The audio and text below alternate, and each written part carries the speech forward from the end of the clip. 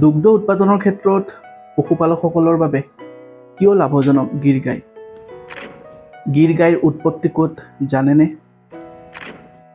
গিৰ গাইৰ কি এনেকুৱা বৈশিষ্ট্য আছে যাৰ বাবে দিনক দিনে গিৰ গাইৰ সমাদৰ বৃদ্ধি পাবলৈ লৈছে?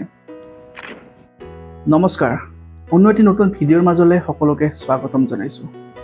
আজি ভিডিঅ'টো গিৰ গাইৰ ওপৰত বনাবলৈ লৈছোঁ, কিয়নো সম্প্ৰতি ৰাজ্যত সামাজিক মাধ্যমে হওক বা সংবাদ মাধ্যমে হওক গিৰ গাই যথেষ্ট এটা চৰ্চিত বিষয়।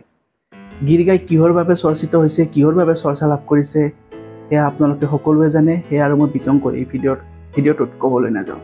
পোনপ্ৰথমে মই গিৰ গাইৰ উৎপত্তি সম্পৰ্কে কিছু তথ্য দি ল'ব বিচাৰিছোঁ। মূলতঃ গুজৰাটৰ গিৰ অৰণ্যত গিৰ গাইৰ উৎপত্তি হোৱা বুলি ক'ব পাৰি। অৰ্থাৎ গুজৰাটৰ গিৰ অৰণ্যক গিৰ গাইৰ উৎপত্তিস্থল বুলি কোৱা হয়। গিৰ গাইক বিভিন্ন প্ৰান্তৰত বিভিন্ন নামেৰেও জনা যায়। ইয়াৰ প্ৰাথমিক গুৰুত্ব হৈছে গুজৰাটৰ সৌৰাষ্ট্ৰ, ৰাজকোট, জুনাগড়, সোমনাথ, ভাৱনগৰ আৰু আমৰেলি জিলাত। ইয়াৰ জনপ্ৰিয়তা ৰাজস্থান, মধ্যপ্ৰদেশ, হাৰিয়ানা আৰু উত্তৰ প্ৰদেশৰ মাজেৰে ব্ৰাজিললৈ বিয়পি পৰিছে।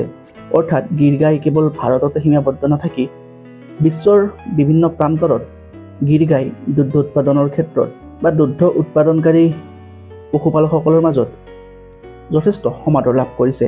সেইকাৰণে ইয়াৰ জনসংখ্যা নিৰন্তৰ বৃদ্ধি হৈ আছে। এতিয়া মই ক'ব বিচাৰিছোঁ দুগ্ধ উৎপাদনৰ ক্ষেত্ৰত পশুপালকসকলৰ বাবে কিয় লাভজনক গিৰ গাই। তাৰোপৰি গিৰ গাইৰ কি এনেকুৱা বৈশিষ্ট্য আছে যাৰ বাবে দিনক দিনে ইয়াৰ সমাদৰ বৃদ্ধি পাবলৈ লৈছে।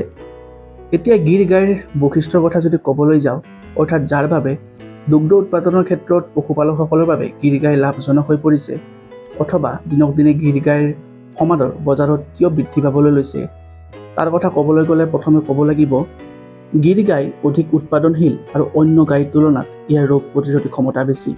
অৰ্থাৎ অন্য প্ৰজাতিৰ গাই গৰুতকৈ গিৰ প্ৰজাতিৰ গাই গৰুৰ গাখীৰ উৎপাদনৰ যিটো ক্ষমতা, সেই ক্ষমতা যথেষ্ট বেছি আৰু অন্য জাতৰ গাই গৰুৰ তুলনাত বা অন্য জাতৰ গৰুৰ তুলনাত ইয়াৰ দেহত ৰোগ প্ৰতিৰোধী ক্ষমতা যথেষ্ট বেছি।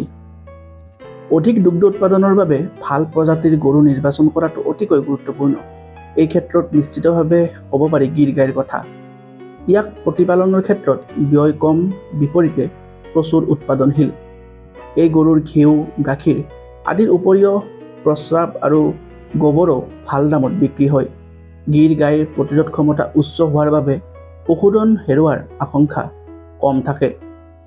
এটা গিৰ গাইৰ পৰা প্ৰতিদিনে 50 লিটাৰলৈকে গাখীৰ উৎপাদন কৰিব পাৰি, যাৰ বাবে পশুপালন খণ্ডত ইয়াৰ জনপ্ৰিয়তা দৈনিক বৃদ্ধি পাবলৈ লৈছে। গিৰ গাই সংৰক্ষণ আৰু বংশবৃদ্ধি কৰিবলৈ কেইবাটাও আঁচনি লোৱা হৈছে। এটা সময়ত গিৰ গাই কেৱল গুজৰাটত পোৱা গৈছিল, কিন্তু এতিয়া ৰাজস্থান, মধ্যপ্ৰদেশ, হাৰিয়ানা আৰু উত্তৰ প্ৰদেশৰ দৰে ৰাজ্যতো গিৰ গাই পোৱা যায়। কেৱল ভাৰতবৰ্ষৰ বিভিন্ন ৰাজ্যতে নহয়, সম্প্ৰতি বিশ্বৰ বিভিন্ন ৰাষ্ট্ৰতো এই গিৰ গাই সমাদৰ লাভ কৰিছে। এনেবোৰ কাৰণতে গিৰ গাইৰ সমাদৰ যথেষ্ট বৃদ্ধি পাবলৈ লৈছে দুগ্ধ উৎপাদনৰ সৈতে জড়িত পশুপালকসকলৰ মাজত। গাখীৰ উৎপাদনৰ বাবে যেতিয়া ভাল প্ৰজাতিৰ গৰুৰ কথা আহে, তেতিয়া গিৰ গাই প্ৰথম তালিকাত অন্তৰ্ভুক্ত হয়। সেইবাবে দুগ্ধ উৎপাদনকাৰী পশুপালকসকলৰ প্ৰথম পচন্দ হৈছে গিৰ গাই।